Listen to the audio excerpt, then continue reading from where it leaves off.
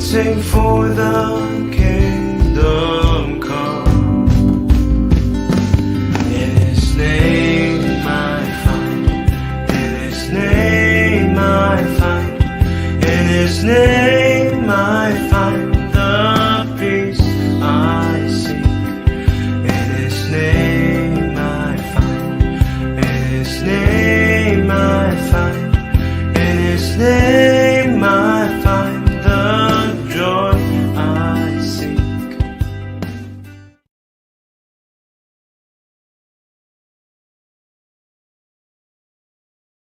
Salam semua, selamat pagi dan kita kembali di Sema Adonai Renungan Pagi pada Kamis 2 November tahun 2023 ya. Selamat pagi Indonesia, selamat selamat siang di Amerika dan juga dini hari di Jerman ya. Kita kembali ke renungan pagi dan kita akan buka renungan pagi kita dengan doa. Mari kita bersatu dalam doa. Bapa kami yang di surga, terima kasih ya Tuhan atas anugerah-Mu di pagi hari ini sehingga kami dipertemukan kembali di Zoom meeting kali ini untuk memuji dan menyembah-Mu ya Tuhan. Lancarkanlah jalannya acara ini dari segala kendala, gangguan teknis dan lain sebagainya ya Tuhan. Kami ingin memuji Engkau Tuhan pada hari ini. Semoga doa dan anugerah-Mu selalu menyertai kami dalam kehidupan kami dan apa yang nanti akan disampaikan oleh hamba-Mu, Bapak Pendeta Dedi Kurniawan, bisa menjadi rema dalam hidup kami, bukan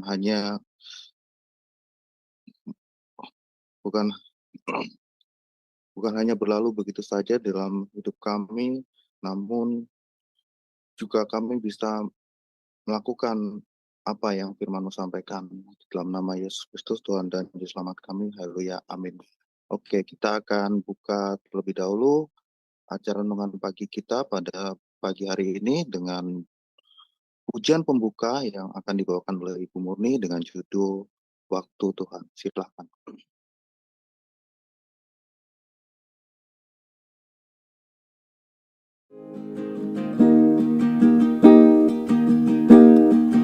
Waktu Tuhan pasti yang terbaik,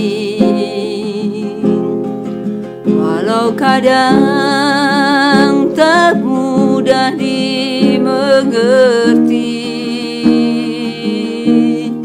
Lewati cobaan, ku tetap percaya waktu Tuhan pasti yang terbaik. Waktu Tuhan pasti yang terbaik, walau kadang tak mudah dimengerti. Lewati cobaan, ku tetap percaya waktu Tuhan pasti yang terbaik. Bila Kau izinkan sesuatu terjadi, percaya semua untuk kebaikanku. Bila nanti telah tiba waktumu, ku percaya kuasa-Mu memulihkan hidupku. Waktu Tuhan pasti yang terbaik, walau kadang tak mudah dimengerti. Lewati cobaan, ku tetap percaya waktu Tuhan pasti yang terbaik. Lewati cobaan, ku tetap percaya waktu Tuhan pasti yang terbaik. Bila kau izinkan sesuatu terjadi, ku percaya semua untuk kebaikanku. Bila nanti telah tiba waktumu, ku percaya kuasa-Mu memulihkan hidupku. Waktu Tuhan pasti yang terbaik, walau kadang tak mudah dimengerti. Lewati cobaan, ku tetap percaya waktu Tuhan pasti yang terbaik. Lewati cobaan, ku tetap percaya waktu Tuhan pasti yang terbaik.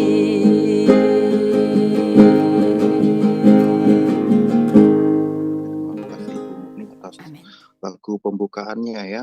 Ya, waktu Tuhan pasti yang terbaik ya. Ya, kadang kita dihadapkan pada satu kita punya sebuah rencana ya, tapi rencana Tuhan lah yang pasti ya, akan terbaik dan kita harus tetap sabar ya menunggu waktunya Tuhan itu. Oke, kita langsung serahkan ke Pak Pendeta hambanya Pastor Dedi Kurniawan untuk menyampaikan temanya yaitu haus dan rindu akan Tuhan. Silakan Pastor. Ya, terima kasih hambanya. Bapak Ibu, selamat pagi. Ini kita kembali belajar bersama-sama kebenaran firman Tuhan dengan tema haus dan rindu akan Tuhan. Yuk kita buka kitab kita bersama-sama di dalam Mazmur pasal 42 ayat 1 sampai dengan ayat yang 3. Mazmur pasal 42 ayat 1 sampai dengan 3. Demikian firman Tuhan. Untuk pemimpin biduan, nyanyian pengajaran Bani Korah. Seperti rusa yang merindukan sungai yang berair, demikianlah jiwaku merindukan Engkau ya Allah. Jiwaku haus kepada Allah yang hidup. Bilakah aku boleh datang melihat? Ya, Bapak Ibu Saudara kasih Tuhan, ini adalah pasal 42 ini adalah ditulis oleh Bani Korah, Saudara, dengan satu konteks yaitu tentang kerinduan kepada Allah ya. Nah, ketika Bani Korah menulis pasal 42 ini, ya, tulisannya dia, ini adalah berkaitan dengan situasi keadaan hatinya dia. Ya. Kalau kita boleh bahasa sekarang ini, maka itu berbicara tentang kegalauan hati daripada seorang Bani Korah. Kenapa bisa seperti itu? Karena begitu banyaknya orang-orang fasik atau orang-orang di sekitar mereka pada waktu itu yang mereka nggak percaya Tuhan. Jadi mereka mengejek olok-olok Bani Korah itu dengan mengatakan seakan-akan di mana ada Allah, di mana Tuhanmu dan seterusnya. Nah, ini adalah ungkapan atau suasana hati atau kegalauan si Bani Korah tentang hal itu, Saudara. Namun kita melihat bahwa ada satu hal yang menarik yang disebut oleh Bani Korah itu, yaitu ketika ayat 1 sedangkan sampai dengan ayat 3 itu berbicara tentang kehausan hatinya dia kepada Tuhan. Ya, kehausan dari seorang Bani Korah. Nah, ini kita sering dengar nih lagunya ya, seperti itu ya. Ada banyak lagu yang menulis ya tentang bagaimana rasa haus yang dimiliki oleh kita sebagai anak-anak Tuhan, sebagai umat percaya, betul, orang-orang pilihan Tuhan, tentang kerinduan kita yang dipamakan atau dianalogikan dengan seperti kerinduan seekor rusa yang merindukan air. Jiwaku haus kepadamu, ya Allah yang hidup. Saya suka lagu. Ku bersyukur kepadamu, sumber pengharapanku. Ya.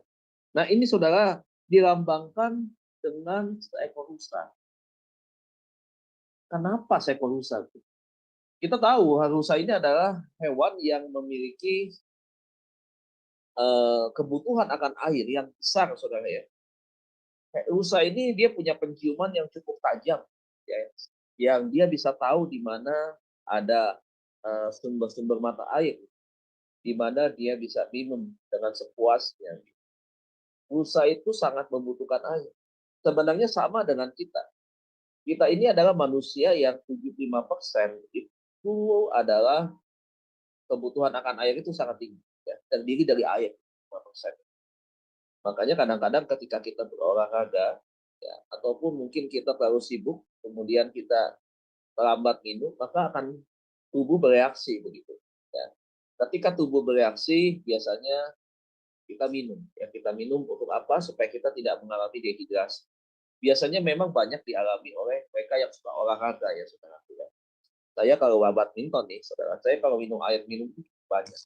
Kenapa? Karena sesuai, seimbang dengan apa yang kita minum, dengan apa yang kita keluarkan. Sehingga keluar dalam bentuk keringat dan seterusnya, saudara. Nah, ketika tubuh sudah memberikan tanda-tanda atau sinyal bahwa kita harus minum, maka kita akan mencari apa? Air untuk apa? Untuk minum. Nah, ini adalah sebagai sebuah kebutuhan bagi kita. Sebab dehidrasi itu menimbulkan dampak atau sesuatu yang negatif. Dehidrasi bisa menyebabkan kalau yang sudah parah, bisa menyebabkan kepada kematian. Jadi ketika orang mengalami dehidrasi, sebelum dehidrasi dia harus minum. Nah, rusa pun demikian. Dia akan mencari tempat-tempat di mana ada air. Untuk apa? Untuk dia bisa melepaskan dahaganya. Untuk dia bisa minum.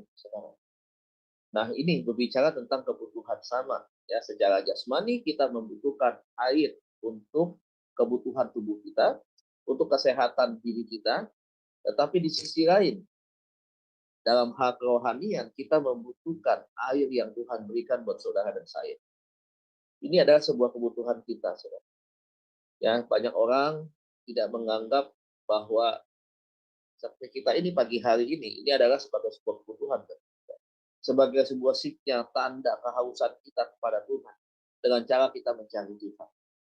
Ya, nah saudara yang dikasihi Tuhan, ketika kita berbicara tentang air, maka kita tahu, saudara, air ini ada sangat penting sekali, ya, di dalam berbagai, bukan hanya kebutuhan manusia akan minum, tetapi juga di dalam banyak hal.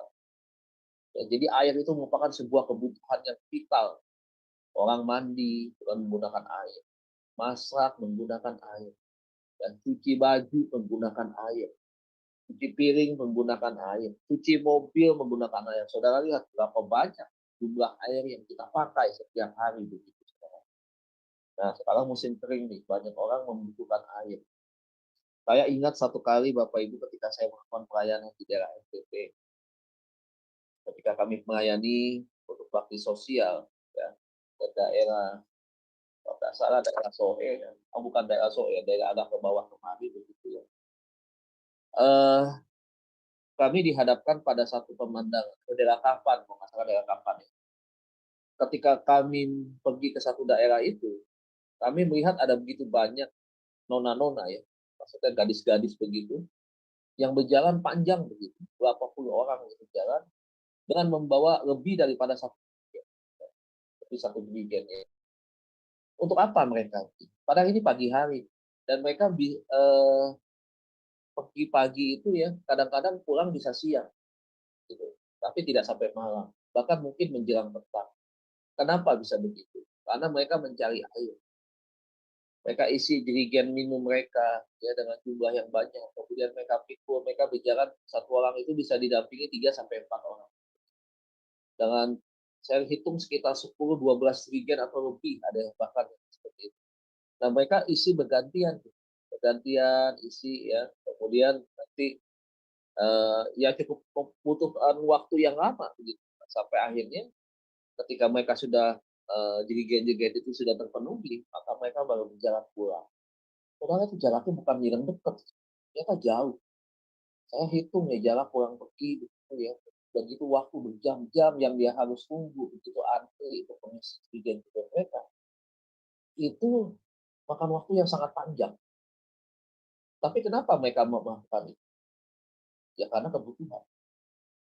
Yang saya lihat di sini adalah ketika orang mencari air ya, di NTT itu pada waktu itu, saya melihat ada sesuatu yang sangat penting. Apa sih? Pengorbanan. Ada pengorbanan di sana, bukan pengorbanan uang, pengorbanan waktu dan tenaga yang ia keluarkan itu untuk mendapatkan air minum. Saudara, ketika kita pagi hari ini ada di tempat seperti ini, ya, dalam suasana ibadah pagi, ini adalah juga kita berkorban waktu dan tenaga. Untuk apa, saudara? Untuk Tuhan. Tetapi bukan cuma untuk Tuhan, tetapi manfaat terbesar adalah untuk diri kita. Begitu. Banyak orang di luar juga hari ini mungkin yang masih tidur. Ada banyak mungkin orang yang hari ini mungkin juga sudah berangkat kerja pagi-pagi. Dan kita ada di tempat ini adalah untuk kita datang kepada Tuhan, mengisi air itu di dalam setiap hati. Tanaman tidak disiram akan mati. Tapi ketika tanaman diberikan air, maka dia akan survive, dia akan bertahan. Dia bisa hidup, dia bisa besar. Bahkan ada beberapa pohon yang menghasilkan anak, gitu ya, bisa beranak begitu. Dia bisa melahirkan anak.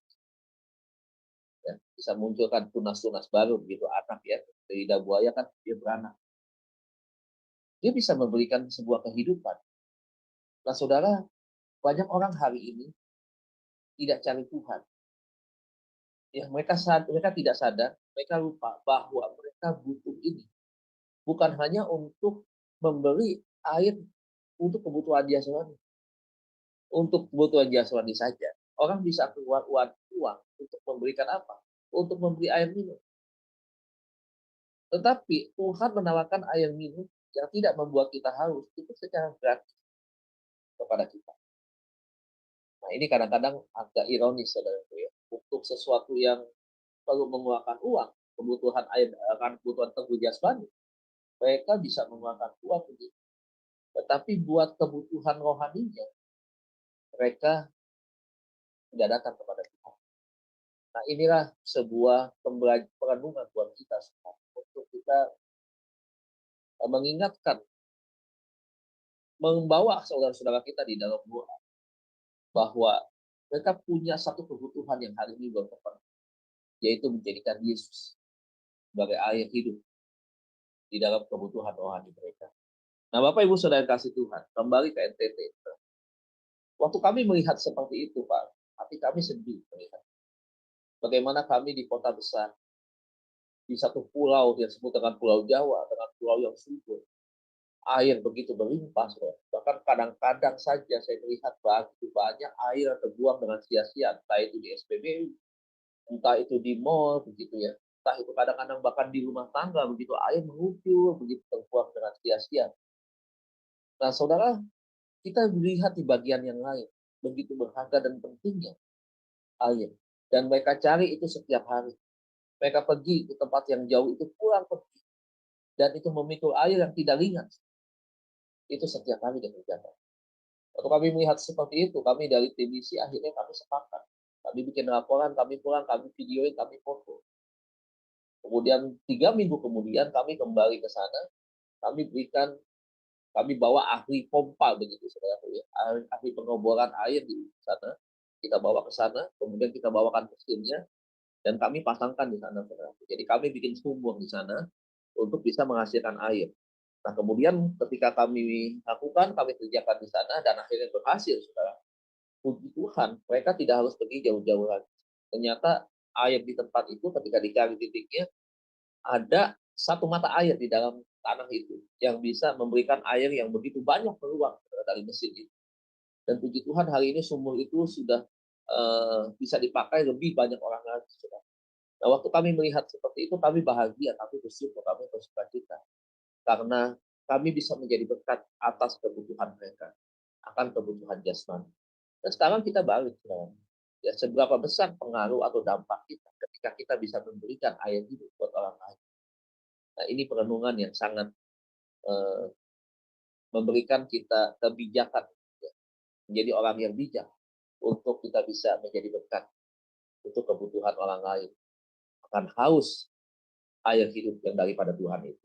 Banyak mereka yang hidupnya kering hari-hari ini. Banyak mereka yang hidupnya hari-hari ini begitu merasakan bahwa tidak ada kehidupan yang besar begitu. Ya, banyak hubungan-hubungan yang mereka alami di dalam berbagai aktivitas mereka, baik hubungan keluarga, sosial, ya, kemudian hubungan-hubungan eh, dengan rekan partner kerja, bisnis dan seterusnya begitu. Membuat beberapa orang itu hidupnya hampa begitu, kosong. Begitu. Ada beberapa orang juga punya uang juga begitu. Ternyata uang tidak bisa memberikan apa yang mereka butuhkan, tidak bisa. Ya, untuk membeli segala sesuatu berdasarkan keinginan bisa, tetapi yang urgent betul-betul, yang merupakan kebutuhan utama, uang tidak bisa memberikan. Makanya saya melihat beberapa orang kehidupan rumah tangganya juga tidak harmonis. Saya melihat juga beberapa orang, ya, kehidupan anak-anaknya juga tidak sejalan dengan apa yang ditulis oleh firman. Ya, saya juga melihat beberapa orang hidupnya tidak mau mengalami perubahan, hidupnya nyaman dengan kehidupan kebebasan dunia seperti itu. Hatinya kering, jauh daripada Tuhan. Gak ada waktu seperti kita ini. Kita sadar ada waktu untuk kita datang kepada Tuhan, memuji, menyembah Tuhan. Dan mereka itu tidak ada seperti itu.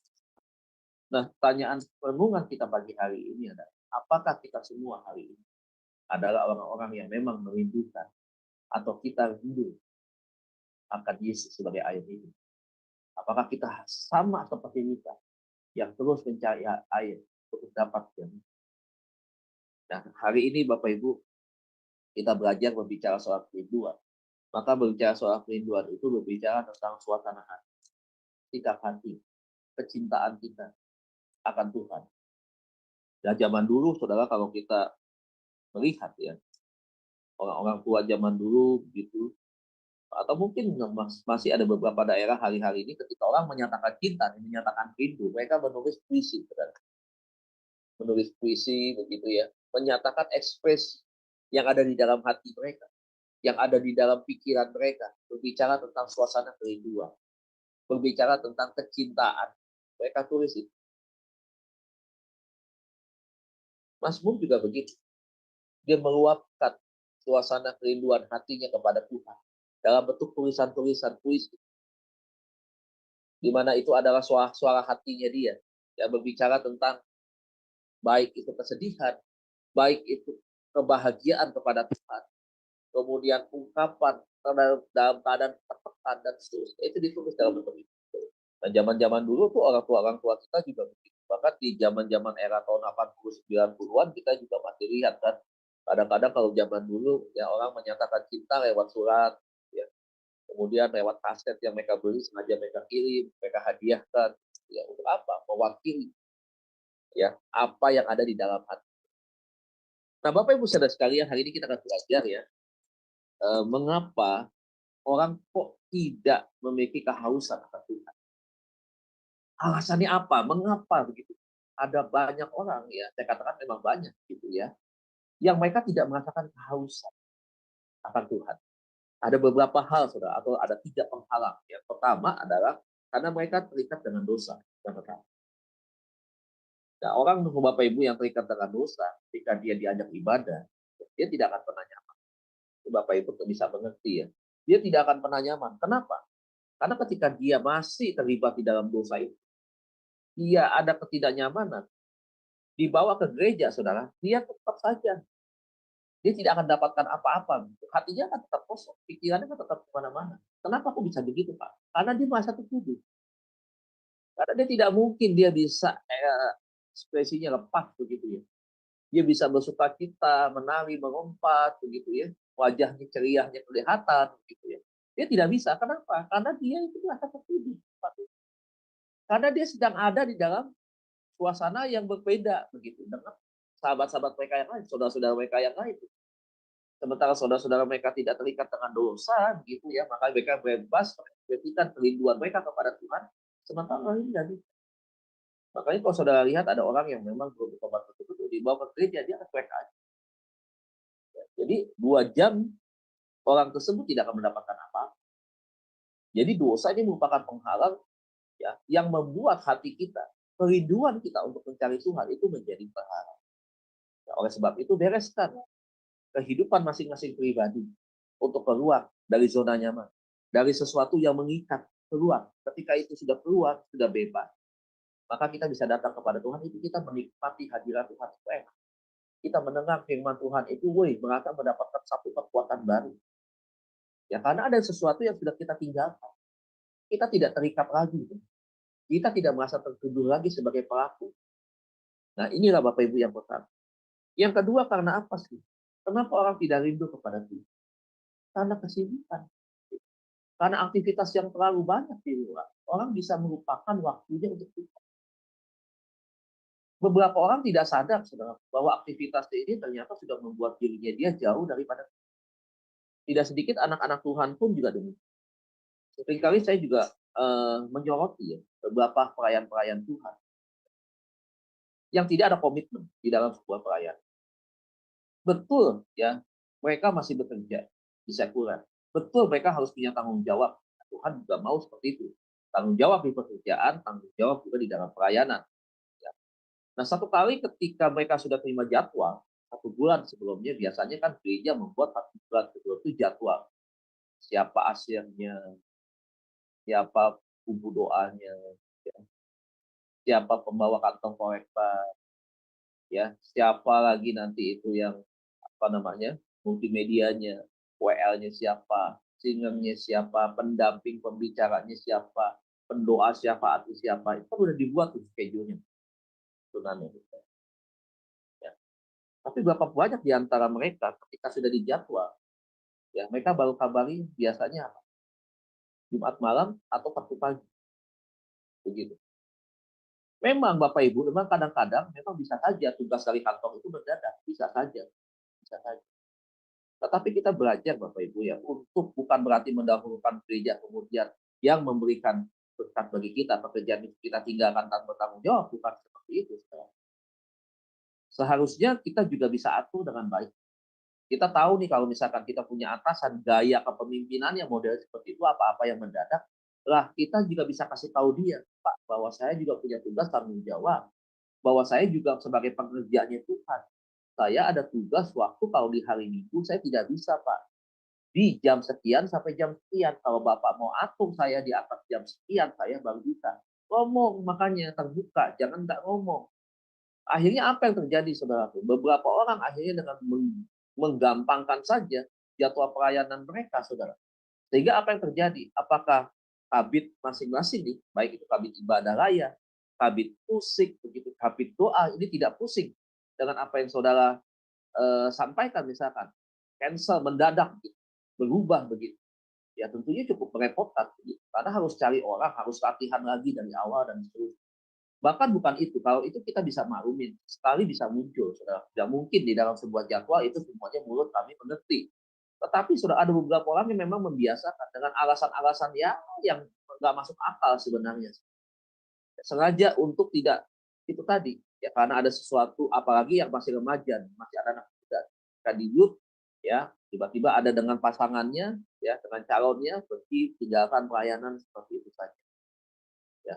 Hati-hati Bapak Ibu, kesibukan itu bisa memisahkan kita dengan Tuhan. Makanya di tengah-tengah kesibukan kita harus memberikan waktu atau menyelipkan waktu kita untuk Tuhan. Ini yang penting banget buat kita. Karena kita hidup bukan hanya kebutuhan jasmani.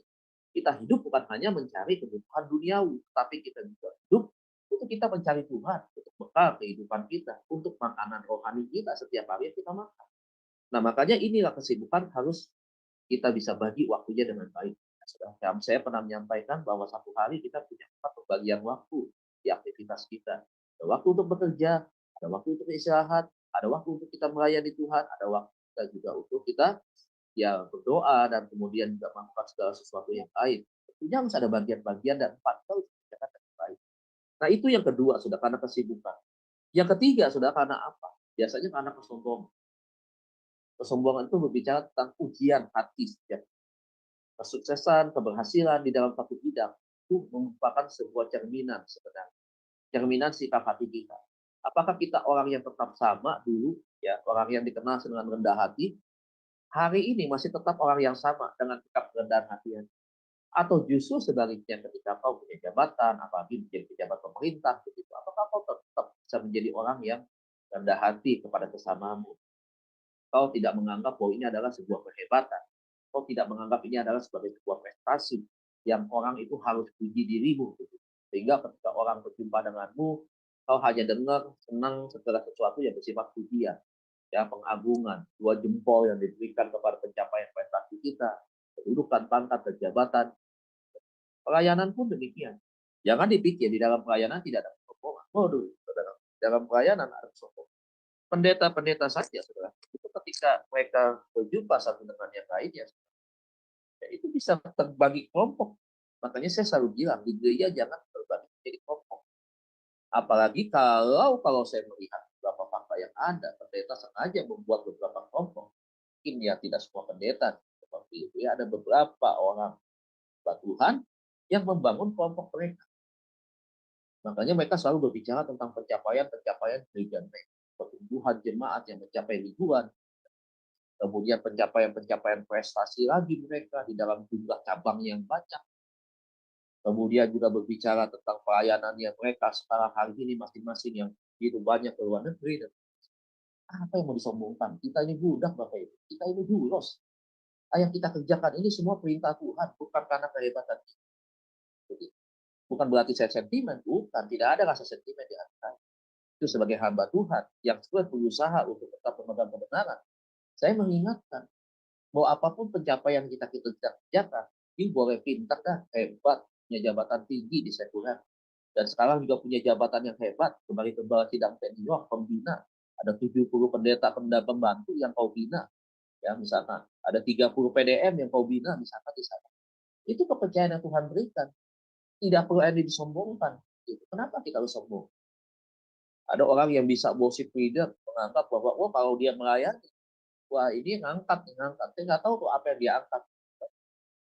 Kadang-kadang suka bertanya, lihatin kalau nggak ada gua di ibadah nggak ngangkat. Kalau nggak ada gua di ibadah, wah nggak ada yang nangis. Jadi merasa tuh, waduh dirinya ini orang yang paling penting. Ya stop, jangan seperti itu. Ya, kita belajar sama orang semakin tinggi, semakin belajar, semakin rendah hati. Pepatah Cina mengatakan demikian ilmu padi. Ya, semakin kita berisi, semakin kita mau panen begitu ya. Semakin udah berisi nih padinya, ya, semakin tumbuh, makin berat, makin ke bawah. Ya, bukan semakin congkak, semakin tegak berdiri begitu ya. Ya. Tidak ada yang kita sombongkan nih Bapak Ibu. Kita jago apapun, tidak ada istilah jago di dalam pelayanan. Kita semua sama. Orang yang masih terus belajar. Yang jago, yang hebat, yang sempurna itu hanya Tuhan. Dan kita nggak boleh ambil apa yang Tuhan miliki kesempurnaan. Ya, kita ini manusia yang nggak sempurna. Jadi jangan sombong lah ya. Jangan sombong. Kelompok, pendeta yang besar dengan yang besar, yang kecil nggak pernah ditegur sapa begitu. Bagaimana jadi hamba Tuhan? Untung nggak dia jemaat. Kalau dia jemaat, kacau balau. Oh ternyata gue tahu aslinya pendeta gue begini ya.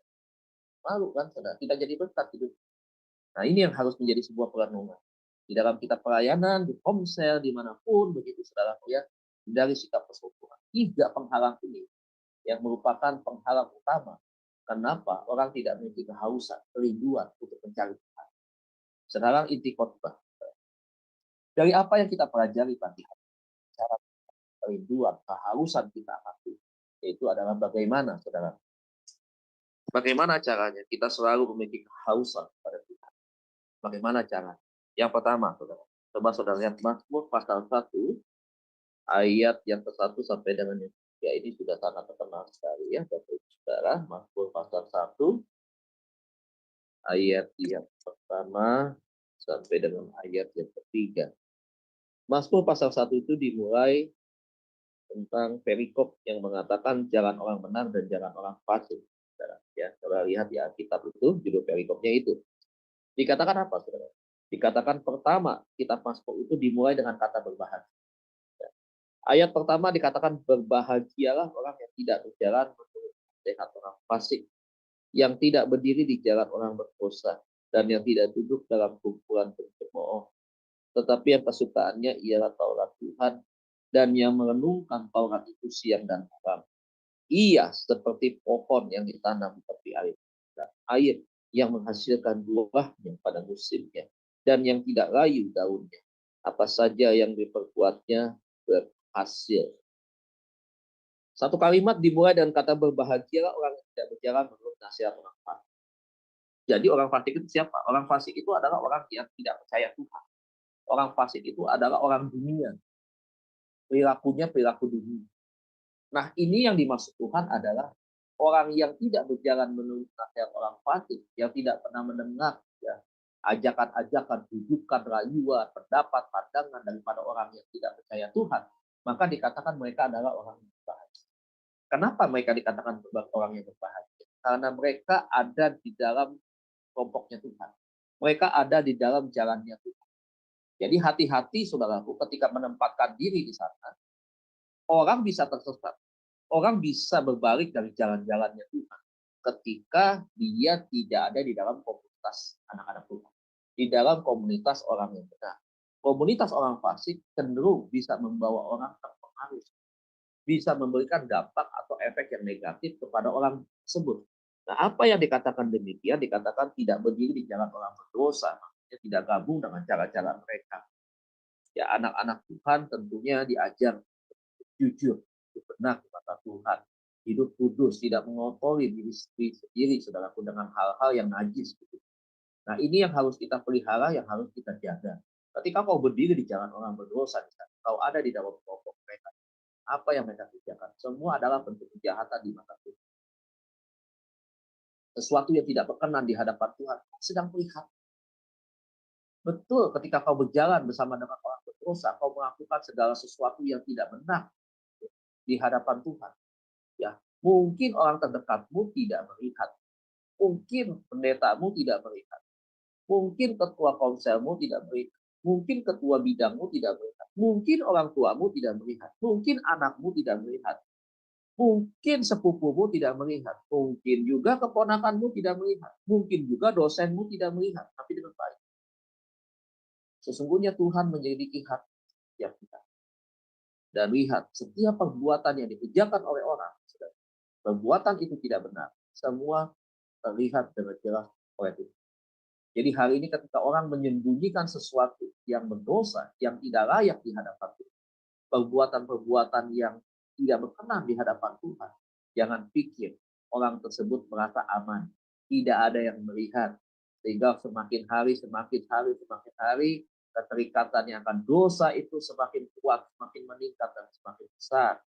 Lantas Anda tanpa sadar berpikir, ya, orang tersebut merasa bahwa tidak ada yang melihat. Dia lupa bahwa apapun yang dikerjakan oleh setiap manusia, baik yang percaya dan tidak percaya, semua akan jelas, terlihat jelas.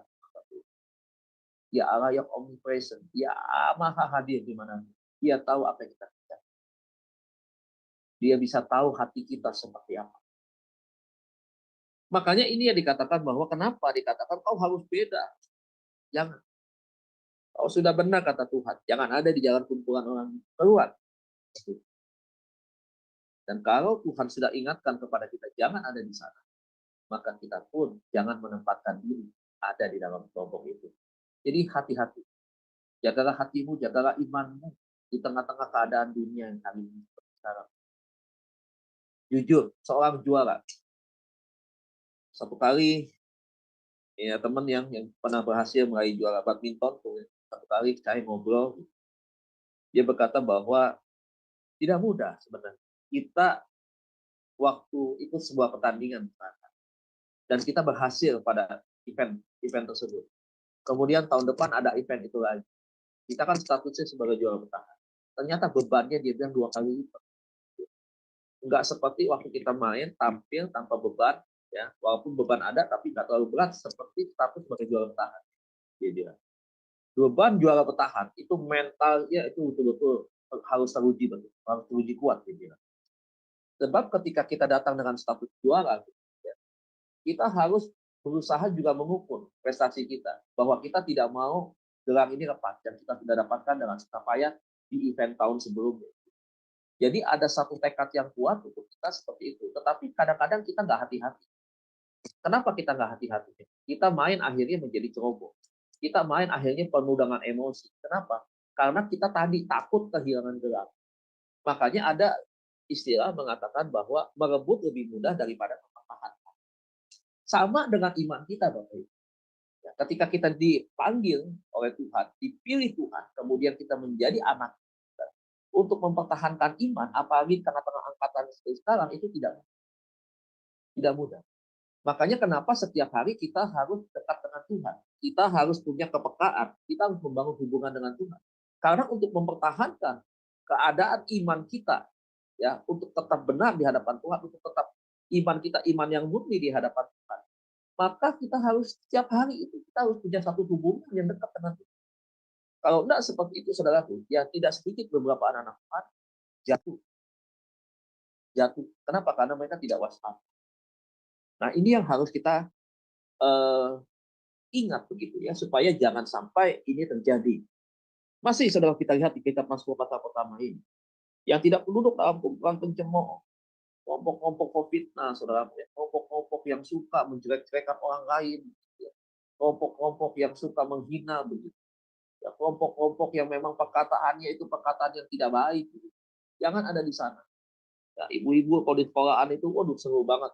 Jangan tahu kadang-kadang sampai nggak pulang-pulang, begitu. Dari anak belum pulang di sekolah, karena kan saya di sekolah. Dari anak belum pulang sekolah, ditungguin di situ ngobrol, ngobrolnya nggak putus-putus, nggak tahu berapa ratus ribu kali tuh, berapa ribu kali tuh perkataan yang dilontarkan dari satu orang, dari seorang ibu ke ibu yang lain, jawab lagi, gitu. Karena berjam-jam begitu ya. Bahkan sampai anaknya sudah pulang, anaknya sudah dia pegang tangannya, masih ngumpul lagi tuh, masih ngobrol lagi, nggak tahu yang ngobrolin apa. Saya sih berharap yang diobrolin itu sesuatu yang positif, bukan sesuatu yang negatif. Saya yang khawatirkan adalah berbicara tentang hal-hal yang negatif. Paginya ibadah doa pagi, ya, kemudian setelah doa pagi ini selesai, setengah 7 ya selesai. Kemudian jam 8 berangkat ke sekolah misalkan, ya, berangkat ke sekolah nanti tunggu anak, jam 10 anak istirahat, makan pagi misalkan, dan jam 12 pulang gitu, 4 jam tuh sudah. Ya, habis doa pagi pergi ke sekolah, 4 jam dipakai buat gosip.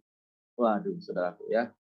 Buat ceritain orang, buat ceritain mertua, buat ceritain suami. Saudara bisa bayangkan tuh, saudara. Ya, perkataan yang ini yang dimaksud oleh di penulis Mazmur ini supaya hati-hati, supaya kita jangan jadi pencemooh, suka menghina orang, gitu, merendahkan orang, membuli orang, begitu ya. Nah, ini yang tidak boleh. Karena kenapa? Karena Tuhan sedang bilang nih, kalau orang fasik seperti itu, ciri-cirinya, kelakuannya seperti itu. Nah, kita anak Tuhan, ciri-cirinya kelakuannya tidak seperti itu, begitu. Ayat yang kedua dikatakan kesukaannya ialah Taurat Tuhan. Waduh, keren banget. Kesukaannya begitu. Kegemaran itu adalah Taurat Tuhan, bukan yang lain begitu. Lantas apa yang dia katakan? Merenungkannya Taurat itu siang dan malam. Waduh, siang dan malam. Ya. Ada waktu siang untuk mereka beristirahat, mereka baca firman. Ya. Mereka baca, mereka renungkan. Ya. Malam mereka baca lagi. Di tengah-tengah aktivitas, tadi saya bilang, diselipkan waktu untuk kita renungan. Setelah itu, untuk apa? Untuk malam sebelum istirahat, ada waktu lagi yang kita kasih buat Tuhan, yang kita berikan waktu kita, ya untuk kita baca firman lagi. Satu hari, 2 kali, siang dan malam. Ada yang 3 kali, pagi, siang, malam. Ada yang 4 kali, ada lagunya. Bapakku datang padamu, naik ucapan syukur. Ya, ucapan syukur berbicara tentang apa? Berbicara tentang pernyataan kita kepada Tuhan. Thank you Tuhan. Ya, doa, pujian, penyembahan, pembacaan firman. Pagi, siang, sore, malam hari, 4 kali. Nah, ini Bapak Ibu yang Mazmur tulis supaya apa? Supaya kita menjadi orang yang betul-betul menyukai Taurat Tuhan itu dan merenungkannya itu setiap hari. Gaya hidup berbicara ya, karena setiap hari. Ya. Yang ketiga, seperti pohon yang ditanam di aliran air. Nggak perlu dikasih air. Nggak perlu disiram. Kebutuhan air ya, yang ia butuhkan itu sangat melimpah di sana. Sehingga kalau kebutuhan ayamnya melimpah, ya apa dampaknya? Dia menghasilkan buah pada musim. Dia tidak pernah terlambat untuk berbuah. Dia menghasilkan buah yang baik. Karena nutrisi di dalam tanah dengan air yang dialiri itu, saudara, itu membuatnya dia menjadi pohon yang sehat, pohon yang kuat, pohon yang berdampak, berbuah-buahnya itu menjadi berkat. Yang tidak layu daunnya dikata, apa saja yang diperbuatnya berhasil. Saudara, ini berbicara tentang apa? Sesuatu yang subur, sesuatu yang sehat, sesuatu yang betul-betul punya pertumbuhan yang baik. Kalau saudara dan saya hari ini, kita belajar terus menemukan firman Tuhan, belajar Taurat itu, dan kita ada bersama dengan Tuhan sebagai mata air hidup itu, saudaraku, maka saya percaya pertumbuhan kita, baik secara jasmani maupun secara rohani, itu akan bertumbuh dengan baik. Progres pertumbuhannya itu sangat-sangat cepat, ya, karena airnya itu sangat-sangat cukup, bahkan lebih, saudara.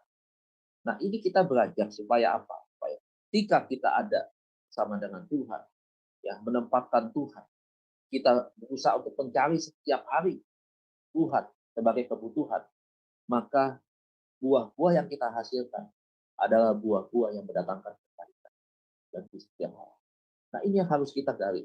Saudara dan saya adalah orang yang memang Tuhan berikan masing-masing untuk memperlengkapi, baik itu di dalam pelayanan, baik itu talenta maupun karunia. Tetapi itu harus dipelihara, itu harus dijaga.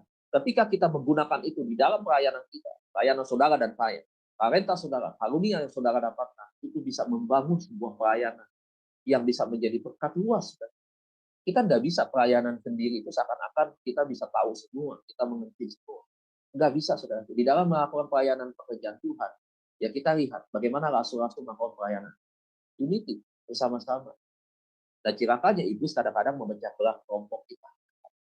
Ya, saudara lihat ada 12 murid, dari 12 murid ada satu yang bisa diterobos oleh iblis. Siapa itu? Yudas. Walaupun sebenarnya Petrus pun juga demikian, saudara. Tapi Petrus cepat sadar dan menyadari dan dia kembali kepada Tuhan. Ya, tetapi Yudas tidak kembali. Kita lihat dari 12 ini ada kecenderungan satu kelompok, saudara, itu bisa lawan, ya, ataupun bisa ada celah untuk diserang oleh kuasa kegelapan. Saudara. Makanya kenapa gereja-gereja terpecah hari ini banyak. Ada mereka-mereka yang memang rentan untuk diserang oleh iblis. Dia tahu siapa yang lemah yang dia hajar. Makanya berguguran. Dulu ada ministry ini rontok di tengah jalan. Bahkan dulu ada partai politik, saudara, ada partai politik Kristen yang rontok di tengah jalan. Ada komsel ini sudah bagus, ya. Ketuanya datang kepada saya cerita, Bapak tahu kan karena Bapak sering khotbah di sana kan, Bapak lihat kan dulu kan seperti apa kan. Sekarang Pak sudah tidak ada lagi. Menangis ketuanya di hadapan saya.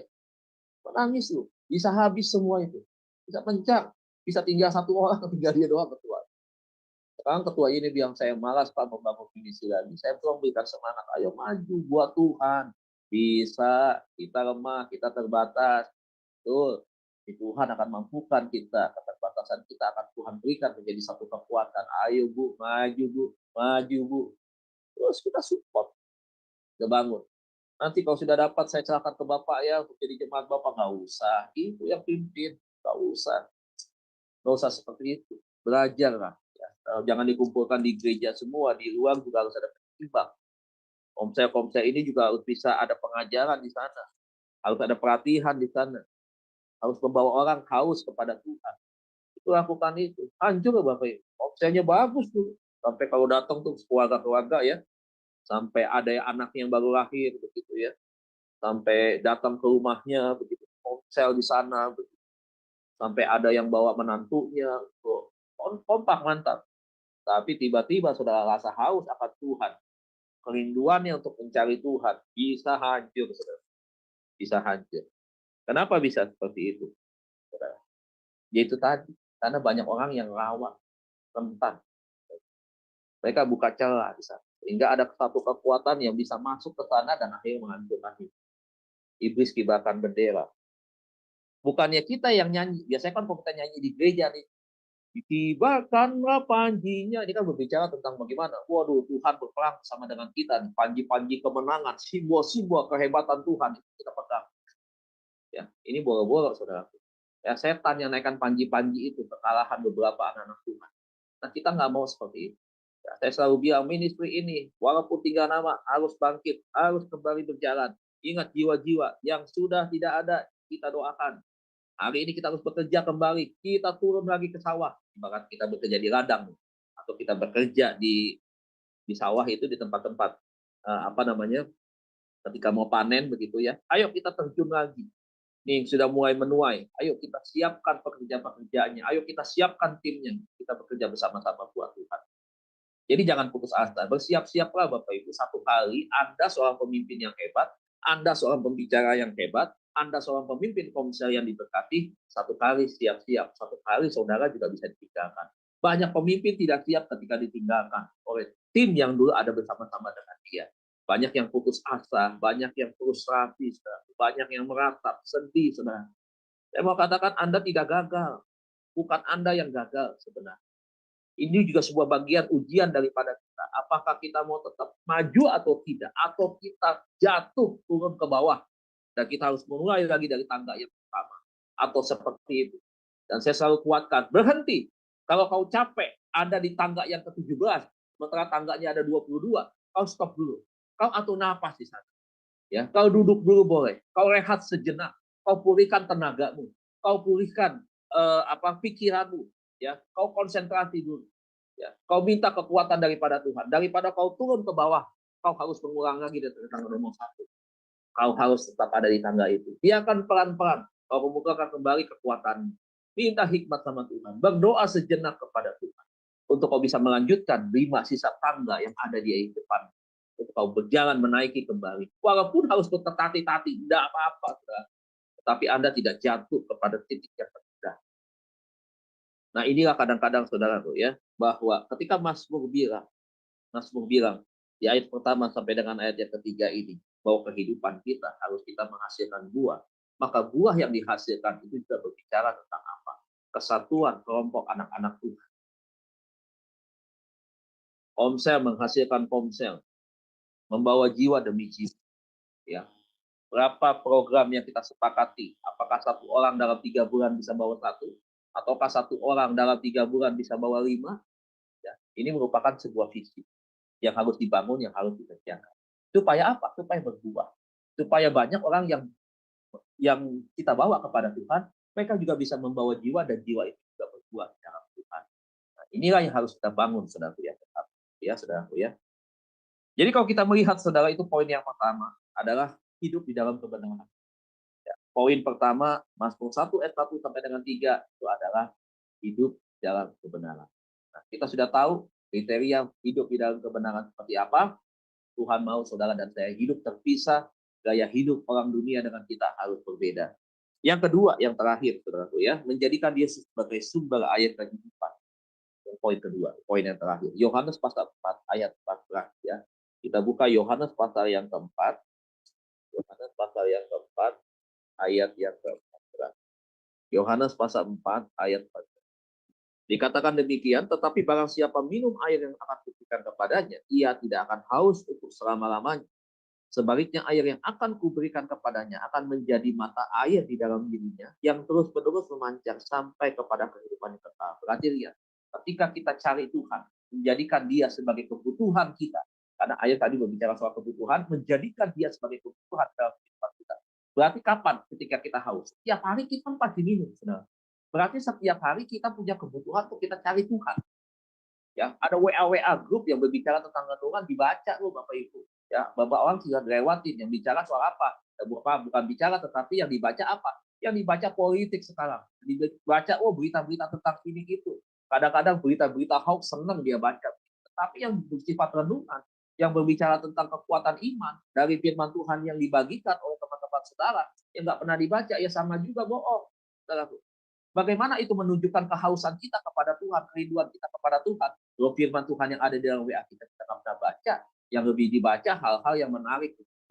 Bicara soal TikTok yang lucu-lucu begitu, TikTok yang ya menarik-menarik begitu, atau video-video begitu yang ya berbicara tentang hal-hal yang bersifat kesenangan begitu, akan sampai tadi pada politik begitu. Ya itu boleh kita dengar Bapak Ibu, yang positif kita dengar, yang tidak baik kita tolak di dalam nama Tuhan Yesus, tapi yang jauh lebih baik firman Tuhan itu harus menjadi sebuah firman yang harus kita baca lebih dahulu sebagai sebuah kerinduan hati kita kepada Tuhan. Nah jadi apa? Jadikan Tuhan sebagai air kehidupan itu berarti berbicara tentang kalau Yesus sebagai mata air di dalam kehidupan kita yang membuat kita secara rohani tidak haus lagi. Maka saudara bisa menangkap pesan Tuhan lewat firman yang ditulis Yohanes 4 ayat 14 ini, bahwa kalau Tuhan itu sebagai sumber, berarti kita adalah sebagai penyalur. Ketika mata air itu ada di dalam diri kita, maka ini kita menyalurkan mata air itu buat sahabat-sahabat kita, buat saudara-saudara kita. Ayo perbanyak waktu kita berbicara tentang Tuhan, Pak Bu. Ayo banyak bersaksi, jangan malu ketika kita ada di ponsel, kita berbicara tentang bagaimana Tuhan menjaga dan merawat kita, menyatakan kebaikannya. Setiap doa yang kita naikkan kepada Tuhan sudah dijawab oleh Tuhan. Ayo beritakan Pak Bu, saksikan Pak Bu, supaya orang lain mendapatkan kekuatan. Jangan kita takut, malu untuk kita bersaksi. Ya bagaimana kita menjadi sumber yang memberikan air buat orang lain. Kenapa? Karena kita tahan untuk diri kita sendiri. Dan kalau kita tahan, saudaraku, saudara seperti sungai, bukan seperti sungai, saudara seperti laut mati. Ya, dalamnya tinggi begitu. Kenapa? Karena itu hanya menampung, saudara tidak menyalurkan lagi air itu buat orang-orang yang membutuhkan. Sehingga akhirnya sama, saudara, laut mati itu berbicara tentang tidak ada kehidupan. Sama artinya dengan orang yang ada di luar, yang kehidupannya mati, sebenarnya kering di sana, tawar hati, di sana luka hati, dan seterusnya, saudara. Dan kita membiarkan itu. Kenapa? Karena kita tidak pernah membagikan air, di mana kita punya Yesus sebagai mata air kepada orang lain yang membutuhkan. Orang lain tetap bagaikan tanah kering, katakan, yang merindukan air. Hati mereka gersang, hati mereka mungkin retak-retak seperti tanah di musim kemarau. Sekarang ini berdebu, begitu kotor seperti itu. Dan kita diam saja. Kan tidak mungkin, Bapak Ibu. Justru ketika kita memulai, kita haus kepada Tuhan, kita rindu kepada Tuhan, maka ketika kita menemukan air hidup itu, yaitu Yesus, setiap hari yang kita jumpai, termasuk pagi hari ini, maka ketika kita terima air itu, ada di dalam hati kita, dalam hidup kita, ayo bagikan, Bu. Salurkan itu, penuhi hati mereka, basahi hati mereka dengan Tuhan, dengan air daripada Tuhan. Sama seperti wanita Samaria ini, ketika dia berjumpa dengan Tuhan, dia mengalami perubahan yang sangat dahsyat, luar biasa. Maukah saudara menjadi agen-agennya Tuhan yang membawa perubahan buat orang lain? Hidup mereka diberkati, hidup mereka diubahkan, hidup mereka dipulihkan, dan akhirnya saudara bisa menghasilkan buah-buah yang baik. Buah-buah apa? Buah-buah pertobatan buat orang lain. Orang bertobat, menerima Yesus sebagai Tuhan dan Juru Selamat, dan hidup saudara sama seperti dalam Mazmur pasal 1 ayat 3. Saudara seperti pohon yang ditanam seperti aliran air yang menghasilkan buahnya pada musimnya. Musim berbicara tentang waktu yang tepat. Ya. Kemudian apa yang dikatakan demikian setelah itu? Katakan apa? Saudara bisa membawa orang menghasilkan buah. Buah itu bisa saudara bagikan jadi berkat buat orang lain. Air itu saudara bisa bagikan buat mereka yang sedang dan dahaga, seperti hidup di padang pasir yang sangat membutuhkan. Nah, inilah Bapak Ibu pesan firman Tuhan pagi hari ini. Jadi yang pertama, ya firman-Nya berkata bahwa inti daripada khotbah pada pagi hari ini atau renungan pagi hari ini yang berbicara adalah bagaimana caranya supaya kita haus dan rindu kepada Tuhan. Yang pertama, kita harus tetap hidup di dalam kebenaran. Yang kedua, kita menjadikan Yesus sebagai sumber air kehidupan. Terima kasih Bapak Ibu Saudara sekalian. Kiranya Tuhan dan kita semua. Amin. Firman Tuhan. Tuhan Yesus berkati. Amin. Terima kasih, Pastor ya. Tadi temanya udah sangat jelas sekali ya. Kita harus haus dan rindu akan Tuhan, dan juga tadi kita juga harus menjadi dampak ya kepada sekitar kita. Kita bisa menjadi terang dan garam bagi dunia, dan tujuan kita hanyalah satu, yaitu Tuhan kita Yesus Kristus, karena Dia adalah jawaban bagi hidup kita ya. Dan kita akan lanjut ke pujian Yesus adalah jawaban hidupku dari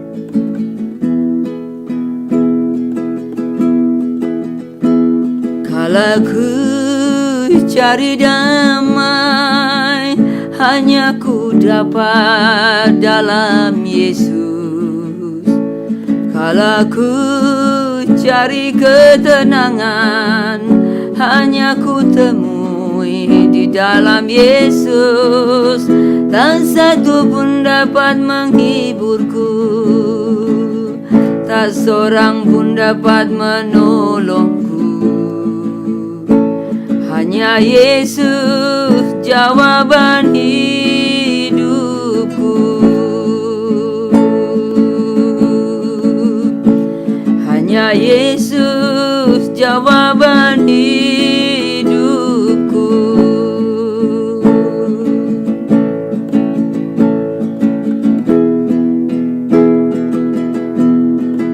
Bersama Dia hatiku damai, walau dalam lembah kekelaman.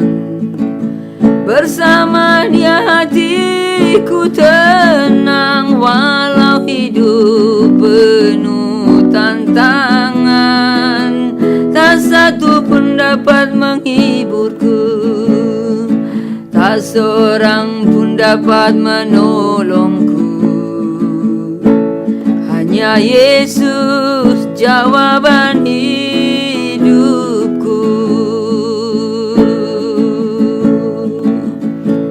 Hanya Yesus jawaban hidupku.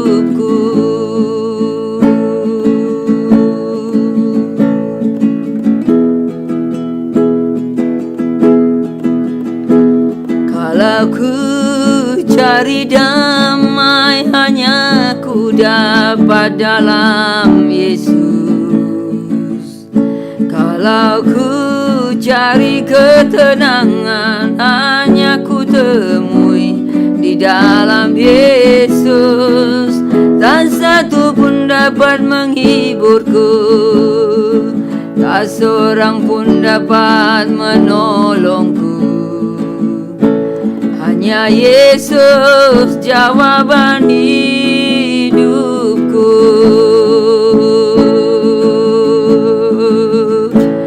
Hanya Yesus jawaban hidupku.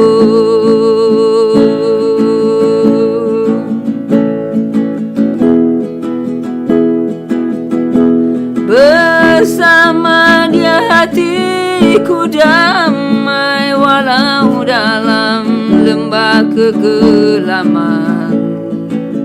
Bersama Dia hatiku tenang, walau hidup penuh tantangan. Tak satu pun dapat menghiburku, tak seorang pun dapat menolongku. Hanya Yesus jawaban hidupku. Hanya Yesus jawaban hidupku.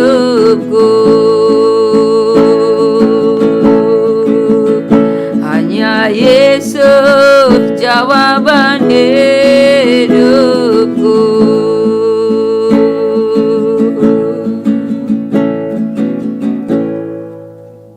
Ya, terima kasih atas pujiannya ya Ibu Murni ya. Hanya Yesus jawaban hidupku ya, meskipun kita berada di dalam lembah kekelaman sekalipun, Yesus tetaplah jawaban untuk kita ya. Mari kita bersatu dalam doa. Bapa kami yang di surga, terima kasih ya Tuhan atas anugerah-Mu yang Kau berikan pada pagi hari ini. Semoga apa yang telah Bapak Pendeta Deti Kurniawan sampaikan bisa menjadi rema dalam hidup kami, dan juga mampukan kami untuk selalu menjalani apa yang Kau perintahkan.